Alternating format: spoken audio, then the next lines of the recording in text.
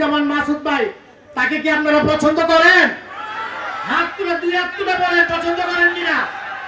করেন ইনশাআল্লাহ। উনি বিগত দিনে নারায়ণগঞ্জবাসীর পিছনে সেবা করেছেন, সমাজ সেবক হিসেবে সেবা করেছেন, ক্রীড়া সংগঠক হিসেবে সেবা করেছেন। এখন বিএনপির নেতা হিসেবে আপনাদের সেবা করতে চান। আপনারা কি রাজি আছেন? বলেন।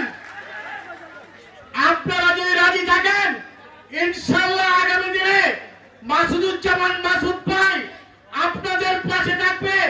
তারেক রহমান সাহেব যে সিদ্ধান্ত দিবেন, তিনি ওই সিদ্ধান্ত বলে আপনাদের পাশে থাকবেন ইনশাআল্লাহ।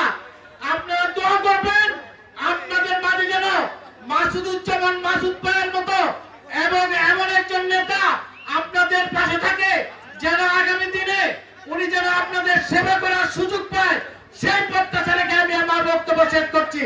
খোদা হাফেজ। বাংলাদেশ জিন্দাবাদ, বাংলাদেশ জাতীয়তাবাদী যুব দল জিন্দাবাদ। এবং মাসুদুজ্জামান মাসুদ ভাইয়ের সাফল্য কামনা করে আমি আমার বক্তব্য শেষ করছি।